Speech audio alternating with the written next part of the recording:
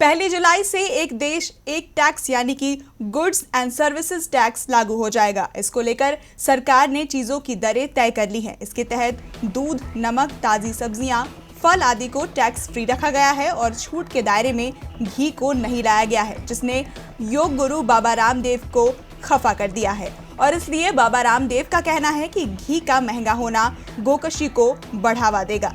दरअसल रामदेव के पतंजलि का सबसे टॉप सेलिंग ब्रांड घी ही है। जीएसटी लगने के बाद घी पर 5 से 12% तक लेवी बढ़ जाएगी। यानी कि साफ है कि इससे 1 किलो घी की कीमत 40 से 50 रुपए तक बढ़ जाएगी। बल्कि पतंजलि घी की बिक्री भी 50% तक प्रभावित होगी। पतंजलि के टोटल रेवेन्यू में अकेले गाय के घी हिस्सेदारी 15% यानी कि 1467 करोड़ रुपए है। इसके बाद दंत कांति और केश कांति की बारी आती है। रामदेव बाबा का कहना है कि जीएसटी लागू होने से गौपालकों के मुनाफे में कटौती होगी, जिससे उन्हें गाय रखने में दिक्कत होगी।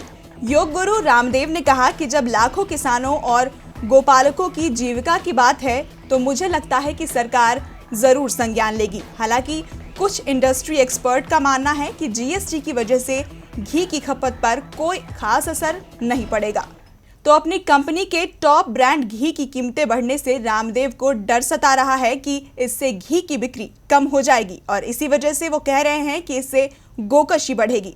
लिहाजा सरकार को इस ओर ध्यान देना चाहिए। देखते रहिए डीबी लाइव।